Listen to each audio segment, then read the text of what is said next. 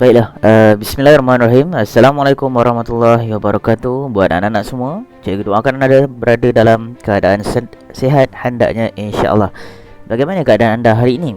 Pastinya semakin hari semakin berada dalam keadaan sihat. Okey, kita sama-sama doakan agar segalanya yang kita rancang berjalan dengan lancar, insya-Allah. Okeylah anak-anak, hari ini kita nak sambung pelajaran 2, iaitu pendidikan sirah darjah 1. Okey, pelajaran 2, tajuk besar kita adalah nisab keturunan Nabi Ismail alaihi salam pada muka surat pada muka surat 7. Jadi kita tengok pada tajuk kecil kita pada hari ini 2.3. Okey, yang lepas-lepas kita dah sambung sesi pembelajaran kita. Hari ini kita nak teruskan dengan tajuk-tajuk kecil. Okeylah, tajuk kecil pada hari ini iaitu kepribadian ayah Nabi Ismail alaihi salam. Kepribadian ni apa anak-anak? Kepribadian ini merujuk kepada ciri-ciri ataupun kita panggil sebagai sikap. Sikap, budi pekerti, sopan santunnya, akhlaknya, itulah namanya kepribadian. Kepribadian siapa? Iaitu ayah Nabi Ismail alaihi salam. Yang pertama anak-anak, kita tengok dekat sini. Ayah Nabi Ismail ini, Nabi Ismail alaihi salam bernama Nabi Ibrahim alaihi salam. Boleh tengok dekat slide cikgu ataupun boleh tengok dekat buku anda, sama saja. Yang kedua, kita tengok yang kedua.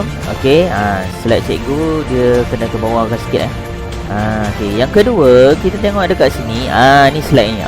Maaf tadi ada dia tak bergerak. Yang kedua, ayah Nabi Ibrahim alaihi salam ini dari keturunan Nabi Nuh alaihi salam. Tu dia. Dianya daripada baginda daripada keturunan Nabi Nuh. Nabi Ibrahim alaihi salam salah seorang daripada 25 rasul yang wajib diketahui. 25 rasul, macam mana nak tahu? Ataupun ingat tak 25 rasul? Tak ingat. Ingat tak lagunya? Adam, Idris, Nuh, Hud, Saleh, Ibrahim, Nuh, Ismail, Isa, Yakub, sampailah habis. Itu adalah 25 rasul yang wajib kita ketahui. So jadi adalah dalam tu. Tu nak cari lagu tu senang, pergi cari kat YouTube, nanti boleh hafal. Boleh ya anak-anak. Yang keempat, Nabi Ibrahim alaihi salam juga tergolong dalam 5 rasul ulul azmi. Rasul ulul azmi ni apa? Rasul ulul azmi ini ialah geraran yang diberikan kepada para rasul yang memiliki kedudukan tinggi dan istimewa kerana ketabahan dan kesabaran luar biasa dalam menyebarkan dakwah.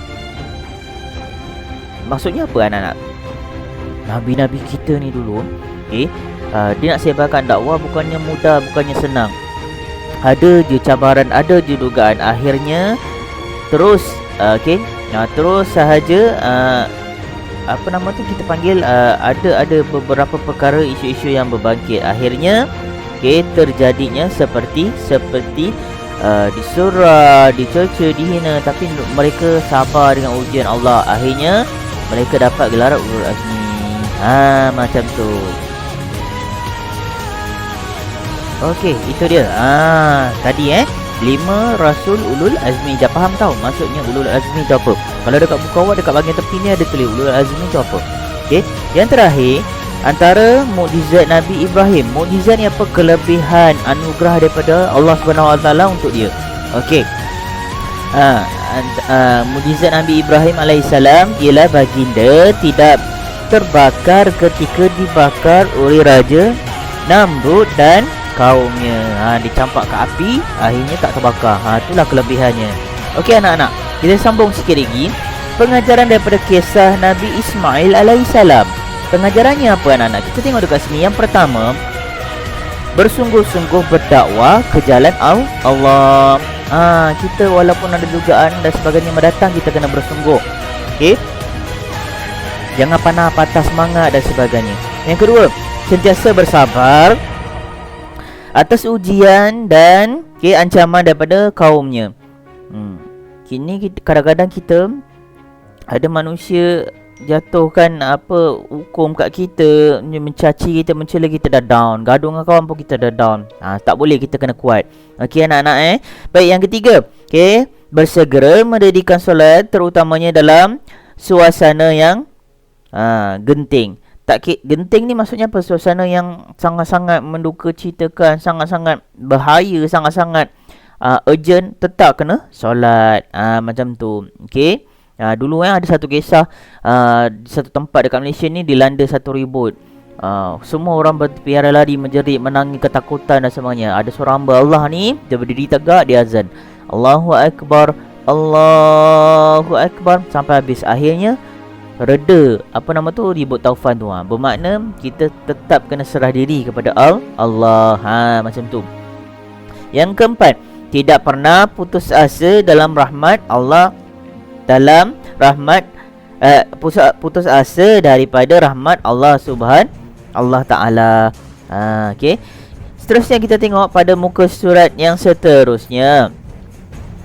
Baiklah, kepribadian ibu Nabi Ismail. Tadi ayahnya, ibunya bagaimana pula? Sebab mesti ada ibu, mesti ada ayah. Kita tengok ibunya. Ibunya ini adalah seorang yang bernama Hajar. Hajar ini adalah wanita yang telah berulang alik dari Bukit Safa ke Bukit Marwah. Ini tempat orang pergi haji yang sekarang, Safa dan Marwah. Seterusnya, Hajar dan Ismail alaihissalam adalah penyebab bermulanya mukjizat air Zam-Zam di bumi Mekah. Walaupun sekarang ni Nabi kita telah wafat, kembali kepada sang pencipta, tetapi air Zam-Zam ni masih ada lagi. Tu kalau orang pergi Mekah, aku kirim air Zam-Zam. Inilah dia. Air Zam-Zam ni bagus untuk ubat, untuk kesihatan, untuk diri. Tu dia baik. Air Zam-Zam ni hanya ada kat Mekah saja tau. Tak ada tempat lain. Kalau dia bawa pergi tempat lain, kita tak pastilah tu betul-betul air Zam-Zam ke, dicampur ke dan sebagainya. Wallahu alam. Okey. Jadi yang keempat, Hajar seorang yang sangat taat kepada Allah dan suaminya. Nampak tak? Walau susah macam mana ke, getir macam mana pun tetap taat perintah Allah dan juga arahan dan peraturan daripada suaminya. Hajar, Hajar redha menerima perintah Allah apabila anaknya Nabi Ismail alaihissalam dijadikan korban sebelum ditukar dengan kibas. Okey anak-anak. Kibas ni apa? Kibas ini adalah sejenis haiwan ataupun binatang yang seakan-akan kambing, tetapi dia bulunya lebih lebat dan sebagainya lah. So kibas ni ada dekat Mekah sahaja. So berlaku peristiwa arahan daripada Allah Subhanahu Wa Taala, perintah Allah agar menyembelih anaknya Nabi Ismail, tetapi walaupun sedih, duka, yelah kan, kena sembelih anaknya zaman tu lah. Perintah Allah sudah tetap juga buat. Jadi masa Nabi nak buat sahaja, tiba-tiba Allah telah tukarkan menjadi seekor kibas. Ada jalan ceritanya panjang tak perlu tengok nanti insya-Allah. Baiklah, seterusnya nasab keturunan Nabi Muhammad sallallahu alaihi wasallam hingga Nabi Ismail. Nasab ini maksudnya apa dia? Iaitu rangkaian atau kita panggil jaringan keluarga-keluarga besar, perkaitan. Okey, kita tengok dekat sini salasila. Benda yang paling mudah nak sebut nasab ini adalah salasila. Salasila keturunan Nabi Muhammad sallallahu alaihi wasallam dari sebelah bapa, iaitu Muhammad bin Abdullah, Muhammad bin Abu Muttalib, hinggalah yang ke bawah-bawahnya. Bahawa ini menunjukkan bahawa ada ikatan keluarga yang mulia di antara Nabi Muhammad sallallahu alaihi wasallam. Kalau dengar orang sebut sallallahu alaihi wasallam, kena jawab sallallahu alaihi wasallam, dengan Nabi Ismail alaihi salam dan Nabi Ibrahim alaihi salam. Apa dia?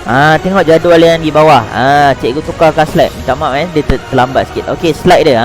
Ni dia. Okey. Cikgu besarkan sikit. Okey, cikgu besarkan sikit. Ni. Pertalian silsilah keturunan Nabi Muhammad SAW dengan Nabi Ibrahim. Yang paling atas sekali Nabi Ibrahim alaihissalam, turun pecah dua. Nabi Ismail dan Nabi Ishaq alaihissalam. Nabi Ismail terus keturunannya sampai Nabi Muhammad SAW. Nabi Ishaq pula turun kepada Nabi Yakub. Pecah dua Nabi Isa, Nabi Musa. So jadi Nabi Muhammad ni bawah Nabi Ismail. Bermakna kita dalam keturunan yang paling bertuah, paling mulia, insya-Allah. Amin ya rabbal alamin. Okey. Seterusnya kita tengok dekat sini anak-anak. Okey. Tadi kepribadian kita dah masuk. So kita nak masuk bab yang seterusnya, bab yang terakhir ataupun tajuk yang terakhir. Hikmah. Nasab keluarga nasab melalui pernikahan. Melalui pernikahan itulah bercambahnya keluarga, ikatan kekeluargaan tu semakin berkembang. So yang pertama, apa hikmah? Hikmah ni apa? Kebaikan, memelihara iman dan kesucian agama Islam. Tu namanya pernikahan tu dengan cara yang baik lah, untuk memelihara agama Islam dan nak kembangkan keluarga kita. Yang kedua, melahirkan zuriat keturunan yang baik dan berkualiti. Yang baik-baik belaka, yang cemerlang, yang pandai, yang soleh-solehah, itu dia. Yang ketiga, menggalakkan ikatan silaturahim di antara keluarga. Kalau kita kahwin dengan cara yang baik, keluarga yang baik-baik, hubungan baik-baik, maka hubungan silaturahim tu kuatlah, kukuhlah. Yang silaturahim ni apa? Kasih sayang, hormat, menghormati, susah senang sama-sama. Macam tu lah Okey. Yang keempat, melindungi masyarakat dari keturunan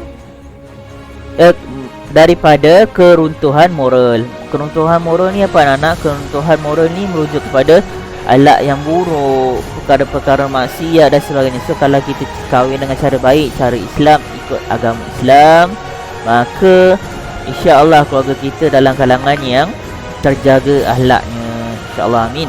Baik, yang keempat.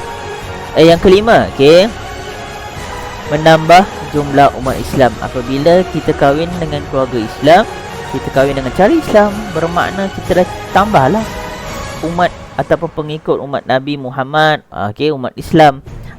Sebab apa? Sebab kita lahir daripada keluarga Islam. Begitu. Isteri, tajuk yang seterusnya berteminda. Isteri dan anak-anak Nabi Ibrahim alaihissalam. Tadi kita dah belajar tentang ibunya, bapanya. Sekarang kita nak masuk kepada anak-anaknya pula. Baik. Ayahnya siapa? Nabi Ibrahim alaihissalam yang kita tengah belajar tajuk ni.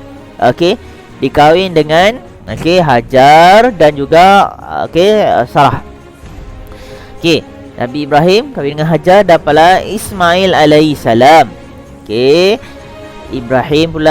Ibrahim pula kahwin dengan Sarah, dapat juga anak iaitu